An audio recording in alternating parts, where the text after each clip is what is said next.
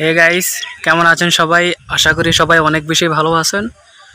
So আগামীকাল 21শে June শুক্রবার ভোর 6টা 30 মিনিটে স্যার বিবিয়ান রিচার্ড স্টেডিয়ামে বাংলাদেশ বনাম অস্ট্রেলিয়া টি-20 ওয়ার্ল্ড কাপের সুপার 8-এর প্রথম ম্যাচটি বাংলাদেশের বা অস্ট্রেলিয়ার প্রথম ম্যাচটি অনুষ্ঠিত হতে যাচ্ছে। মানে আগামীকালকে আমাদের বাংলাদেশ সময়ে আগামীকাল একদম ভোর 6টা 30 মিনিটে কিন্তু স্যার বিবিয়ান রিচার্ড স্টেডিয়াম, যেটা ওয়েস্ট ইন্ডিজে অবস্থিত, সেই স্টেডিয়ামে খেলাটি শুরু হতে যাচ্ছে। এবং এই গ্রুপ পর্বের বিশেষ করে বাংলাদেশ সুপার 8-এ উঠা নিয়ে বা বাংলাদেশ যে তিনটি দলের সাথে পড়লো বা গ্রুপ 1-এ যে তিনটা হার্ড টিমের সাথে বাংলাদেশ পড়ছে সেটা নিয়ে অনেক বেশি সমালোচনা হচ্ছে, অনেক কিছু হচ্ছে। অনেকে বলতেছে যে অ্যাকচুয়ালি বাংলাদেশকে ইন্ডিয়াকে বিশেষ সুবিধা দেওয়ার জন্য এভাবে গ্রুপটা তৈরি করা হয়েছে, যাতে অন্তত ইন্ডিয়া সেমিফাইনাল পর্যন্ত যেতে পারে। সেই জন্য আপনার আইসিসি এভাবে নিয়ম করেছে। ইন্ডিয়ার সাথে নর্মালগুলো দল দিয়েছে। আপনি যদি দেখেন, খেয়াল করবেন, গ্রুপ এতে কিন্তু নাম্বার 1-এ আছে ইন্ডিয়া, সেকেন্ডলি আছে আপনার অস্ট্রেলিয়া, অ্যান্ড দেন আফগানিস্তান, এবং 4 নম্বর বাংলাদেশ। এবং ইন্ডিয়ার যদি রেকর্ডটা দেখেন, বিগত এর আগে যত টি-20 খেলা হয়েছে, অস্ট্রেলিয়া, আফগানিস্তান, বাংলাদেশ এদেরকেও অনায়াসে হারিয়ে দিতে পারে টি-20 ওয়ার্ল্ড কাপে বা টি-20 ম্যাচে ইন্ডিয়া। সো সেই জন্য সেসব দলগুলোর সাথে কিন্তু দিয়েছে। সো যাই হোক, সেটা ব্যাপার না। অ্যাকচুয়ালি এটাকে আইসিসি নিজে থেকে করেছে নাকি সেটা আই ডোন্ট নো। তবে যদি করে থাকে তাহলে জানেন তো যে খারাপ জিনিস বা খারাপ উক্তি বেশি দিন থাকে না, খারাপ জিনিস বেশি দিন থাকে না, খারাপটাই সবসময় পরাজয় হয়ে থাকে। আর আইসিসি কিন্তু শুরু থেকেই সুপার 8 নিশ্চিত করে রেখেছিল, মানে যখন খেলা শুরু হয়েছিল তার আগে থেকেই। এবং সেই সুপার 8-এর ভিতরে কিন্তু বাংলাদেশ ছিল না। বাংলাদেশ যেখানে ছিল সেখানে রেখেছিল শ্রীলঙ্কাকে। আর আনফর্চুনেটলি খেলার এমন একটা মারাফত বা খেলার এমন একটা নিয়ম যে অনেক কিছু হইতে সম্ভব, অনেক কিছু হয়ে যায় যেটা আমরা কল্পনা করতে পারি না। যেমন আমরা দেখতে পারতেছি যে সুপার 8-এর ভিতরে গ্রুপ বিতে ইউএসএর মতো দল কিন্তু উঠে গিয়েছে। তারা প্রথমবারের মতো ইন্টারন্যাশনাল ওয়ার্ল্ড কাপ খেলতেছে ইউএসএ, মানে আমেরিকা, আর তারাই কিন্তু প্রথমবারে কিন্তু গ্রুপ 8-এ উঠে গিয়েছে। সো সেখানে কিন্তু ছিল নিউজিল্যান্ড। সুপার 8 আগে থেকে আইসিসি নিশ্চিত করে রেখেছিল যে 8 দলে সুপার 8 খেলবে, সেখানে কিন্তু নিউজিল্যান্ড ছিল। কিন্তু ভাগ্যের পরিহাস বা খেলা এমন একটা জিনিস যেটাতে আপনার নিউজিল্যান্ড কিন্তু গোয়ারা হেরে গিয়েছে। নিউজিল্যান্ডের এত ভালো বোলিং ব্যাটসম্যান থাকা সত্ত্বেও তাদের ভাগ্যে ছিল না, যার জন্য তারা আফগানিস্তানের মতো দলের সাথেও কিন্তু তারা 100 কম রানে কিন্তু অল উইকেট চলে গিয়েছিল, যেটা আমরা গ্রুপ পর্বের খেলাগুলোতে দেখেছি। সো নিউজিল্যান্ডের ভাগ্যটা খারাপ ছিল। সো সেটা আর কিছু বলার নেই, যেটা হওয়ার সেটা হয়ে গিয়েছে, এবং সেখানে কিন্তু আমেরিকা ঢুকে গিয়েছে। সো সেমভাবে বর্তমানে বাংলাদেশ গ্রুপের 1 নম্বর গ্রুপের 4 নম্বর স্থানে যেখানে ছিল, সেখানে আইসিসি কিন্তু বাংলাদেশকে রেখেছিল শ্রীলঙ্কাকে। শ্রীলঙ্কা সেভাবে কিন্তু খুবই ভালোভাবে হেরে কিন্তু তারা গ্রুপ পর্ব থেকে বাড়িতে চলে গিয়েছে। সো এটা অ্যাকচুয়ালি বলার আর কিছু নেই। আমরা কিন্তু বাংলাদেশ দলটা কিন্তু সর্বপ্রথম সুপার 8-এ উঠেছিল কিন্তু 2007 বিশ্বকাপে, যখন ইন্টারন্যাশনাল বা টি-20 ইন্টারন্যাশনাল কাপ সেই বছরই শুরু হয়েছিল 2007 সালে। আর সেই 7 সালে কিন্তু মাশরাফি, মুশফিকরা, সাকিবরা তারা কিন্তু খুবই তরুণ ছিল। আশরাফুল ছিল, হাবিবুল বাশার ছিল, সবাই কিন্তু খালেদ মাসুল পাইলট ছিল, তখন সবাই ছিল। এবং কি সেই তরুণ টিমটা কিন্তু তখন চলে গিয়েছিল একদম সুপার 8-এ প্রথমবারের মতো। আর এরপরে বিগত 17 বছর যাবৎ কিন্তু বাংলাদেশ কখনো টি-20 ওয়ার্ল্ড কাপে গ্রুপ পর্ব থেকেই আপনার সুপার 8-এ কখনো যেতে পারে না। এই 2024 সালে আসছে, যেটা আমাদের জন্য খুবই খুবই খুবই একটা ভালো কথা। 2007 সালের পর থেকে ক্যাপ্টেন্সি করেছে মাশরাফি হতে শুরু করে সাকিব, মাহমুদুল্লাহ, তামিম, মুশফিক, অনেকে ক্যাপ্টেন্সি করেছে 2007 সালের পর থেকে, কিন্তু কেউই বাংলাদেশ টিমটাকে সুপার 8-এ টি-20 ওয়ার্ল্ড কাপে সুপার 8-এ নিয়ে যেতে পারে নাই। এখন হয়তো অনেকে আজকে কয়েকদিন যাবৎ দেখতেছি ফেসবুকে, ইউটিউবে, বিশেষ করে ফেসবুকে, ইনস্টাগ্রামে আপনার অনেক রিলস বা অনেক পোস্ট ভাইরাল হচ্ছে বা ছাড়তেছে। সবাই নাজমুল হোসেন শান্তর কিন্তু ভাবা দিচ্ছে যে 2007 সালের পরে এ পর্যন্ত বিগত 17 বছর পর্যন্ত যতজন ক্যাপ্টেন হয়েছে বাংলাদেশ ক্রিকেট টিমের, কেউ কিন্তু বাংলাদেশকে সুপার 8-এ নিয়ে যেতে পারে না, যেটা পেরেছে শুধুমাত্র নাজমুল হোসেন শান্ত। সবাই তাকে বাহবা দিচ্ছে যে সে ব্যাটার রান না করতে পারলে কি হয়েছে, তার নেতৃত্বে বাংলাদেশ টিম সুপার 8-এ চলে গিয়েছে। যারা এটা বলতেছেন তারা, আমি বলতেছি যে আপনারা 100% শিওর বলতেছেন না, আপনাদের ভিতরে অনেক কিছু বোঝার ভুল আছে।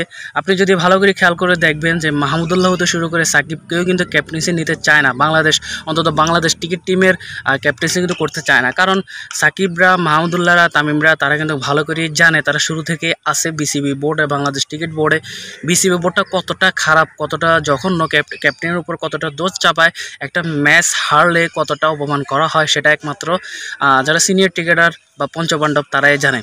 সো আপনি যদি দেখেন যে 2023 সালে যখন ওডিআই ওয়ানডে ওয়ার্ল্ড কাপটা হয়েছিল, তখন কিন্তু এর আগে কিন্তু সাকিব আল হাসান বলে দিয়েছে যে সে ক্যাপ্টেন্সি করতে চায় না, তাকে যদি রাখা হয় সে ফ্রিডমভাবে ফ্রিলিভাবে খেলতে চায়, সে কোনো বোঝা কাঁধে নিতে চায় না। সো একজন সিনিয়র প্লেয়ার, একটা দেশের সিনিয়র প্লেয়ার যখন এই কথাটা বলতে পারে, সো অবশ্যই সে এমনি এমনি বলে নাই, তার মনে অনেক রাগ, বা সে আগের দিনগুলোতে যে ক্যাপ্টেন্সি হয়ে যে ভুলগুলো করেছে, যে সমস্যাগুলো পড়েছিল সেগুলো সে বুঝেছে, যার জন্য কিন্তু সে বলেছে যে সে ক্যাপ্টেন্সি করবে না, তাকে যদি এমনি রাখা হয় তাহলে সে খেলবে। তো সেমভাবে তারপর সে ওয়ার্ল্ড কাপে কিন্তু নাজমুল হাসান শান্তকে ক্যাপ্টেন বানিয়ে দেওয়া হয়েছিল, এবং কি 2024 সালে টি-20 ওয়ার্ল্ড কাপে কিন্তু যেহেতু সিনিয়ররা কেউ ক্যাপ্টেন দায়িত্ব নেয় নাই, যার জন্য নাজমুল হাসান শান্তকে আপনার ক্যাপ্টেন্সি দিয়েছে সব কিছু বিবেচনা করে বোর্ড। এবং যতগুলো ম্যাচ জিততেছে বা হারতেছে বা যাই হচ্ছে না কেন, আপনি যদি বলেন যে শুধুমাত্র নাজমুল হাসান শান্তর কারণে ম্যাচগুলো জিততেছে বা সম্পূর্ণ প্ল্যানিংটা তার, সেই টিম সেট আপ করতেছে, সে সকল কিছু করতেছে, যদি আপনার মনে এরকম কিছু থাকে, আর অবশ্যই যারা পোস্টগুলো করতেছে তারা এগুলো ভেবেচিন্তে দিচ্ছে, কিন্তু আপনাকে একটা জিনিস মনে রাখতে হবে, আপনি যদি খেলা ভালো করে দেখে থাকেন অবশ্যই খেয়াল করবেন যে প্রত্যেকটা বোলিং লাইন আপ, কখন কাকে ওভার দেওয়া হবে, কখন কোন ব্যাটসম্যান নামবে, কোন ফিল্ডার কখন দাঁড়াবে, সবগুলো কিন্তু নাজমুল হাসান শান্তকে সাকিব বা মাহমুদুল্লাহ শিখিয়ে দেয়। বা নামে ক্যাপ্টেন হলেও মেন ক্যাপ্টেন কিন্তু সে না, সেটা আপনারা যারা ভালো করে খেলা দেখেন তারা আশা করি দেখেছেন যে সে কিন্তু নামেই শুধুমাত্র ক্যাপ্টেন্স, কিন্তু দলটা পুরোটা পরিচালনা করে থাকে কিন্তু সিনিয়ররা। ওকে, সো যদি খেলা ভালো করে দেখে নেন তাহলে বুঝবেন, এটা নিয়ে তর্ক বিতর্ক করার দরকার নেই। সো সে ক্যাপ্টেন্স অবশ্যই আসে, ক্যাপ্টেন্সি করতেছে, সিনিয়র প্লেয়াররাও তাকে সাপোর্ট দিচ্ছে, এবং সিনিয়র প্লেয়াররা নিজেদের দায়িত্ব মনে করে কিন্তু দলটাকে সেট আপ করতেছে এবং ভালো খেলার চেষ্টা করতেছে, এটাই হচ্ছে সবচেয়ে বড় জিনিস। তো আমি বলবো শুধুমাত্র নাজমুল হাসান শান্তকে বাহবা দেওয়ার দরকার নাই, পুরো টিমটাকে বাহবা দেন, পুরো টিমটার জন্য শুভেচ্ছা জানান, সিনিয়র প্লেয়ারদের জন্য শুভেচ্ছা জানান। যেমন সাকিব এখন নিজেকে যতটা গুরুত্ব দিয়ে খেলতেছে, যার জন্য কিন্তু আমরা বিগত শেষ 2টা ম্যাচ কিন্তু আপনি যদি বলতে পারেন যে সাকিবের অনেক বড় অবদান আছে বা ছিল, সেটা অবশ্যই কেউ অস্বীকার করতে পারবে না, যারা সাকিবকে হেট করে তারাও কিন্তু অস্বীকার করতে পারবে না। এবং কি তার সাথে সাথে তানজিম হাসান, সাকিব, এরপর হচ্ছে আপনার গিয়ে মুস্তাফিজুর রহমান, এরপর হচ্ছে তাসকিন আহমেদ, সবাই সবাই কিন্তু ভালো করেছে, এবং কিংবদন্তি young player Rishad Hossain, allrounder batsman এবং bowler, leg swing spinner, so সেও কিন্তু অনেক ভালো বোলিং করছে। এক কথায় সবাই মিলে কিন্তু দলটাকে সাপোর্ট দিচ্ছে, যার জন্য দলটা এই পর্যায়ে এসেছে। সো যাই হোক, তর্ক বিতর্ক কখনোই শেষ হবে না। বাংলাদেশ যদি সুপার 8-এ না উঠতো তাও তর্ক বিতর্ক হতো, উঠছে, এখনও তর্ক বিতর্ক হচ্ছে, আর কিছু হবে, সেটা নিয়ম, এটা হয়ে যাবে। আপনার যারা সত্যিকারের দেশকে ভালোবাসেন, সত্যিকারের ক্রিকেটকে ভালোবাসেন, খেলাকে ভালোবাসেন, বাংলাদেশ টিমকে ভালোবাসেন, তারা অবশ্যই বাংলাদেশ টিমের সাথে যাই হোক নাই হোক, ভালো খেলুক খারাপ খেলুক, সবসময় সাপোর্ট দিবেন, এটা হচ্ছে সবচেয়ে বড় কথা। সো আশা করি যারা প্রকৃত বিবেকবান ব্যক্তি তারা এসব অন্য বিষয়গুলো নিয়ে তর্ক বিতর্কতে কেউ জড়ায় না। যারা বিবেকহীন মানুষ তারাই মাত্র জড়ায়, বা তারা উল্টাপাল্টা নেটে কিন্তু পোস্ট দিয়ে থাকে, বা উল্টাপাল্টা ভিডিও হতে শুরু করে পিকচার বানিয়ে থাকে বা আপলোড করে থাকে। যারা বিবেকবান ব্যক্তি, যারা সত্যিকারের ক্রিকেট খেলা বুঝে এবং বাংলাদেশ টিমকে সাপোর্ট করে, বাংলাদেশকে ভালোবাসে, তারাই কিন্তু বাংলাদেশ যেমনই খেলুক, যে প্লেয়ার যেমনই খেলুক না এখন সবাইকে সাপোর্ট করে থাকে। সো সবাইকে সাপোর্ট করবেন। এবং আজকে 20 তারিখ, 20শে জুন, কালকেই কিন্তু 21 তারিখ। সো ভোরবেলায় কিন্তু অস্ট্রেলিয়ার সাথে গ্রুপ সুপার 8-এর প্রথম ম্যাচটি বাংলাদেশে অনুষ্ঠিত হতে যাচ্ছে। অনেক এক্সাইটিং খেলা হবে আশা করি। এবং আপনি যদি দেখেন যে এর আগে ইন্টারন্যাশনাল টি-20 ম্যাচে বাংলাদেশ অস্ট্রেলিয়ার সাথে 10 বার মুখোমুখি হয়েছে, মানে অস্ট্রেলিয়া এবং বাংলাদেশের 10টি ম্যাচ হয়েছে, এর ভিতরে 6টি জিতেছে অস্ট্রেলিয়া এবং 4টা জিতেছে বাংলাদেশ।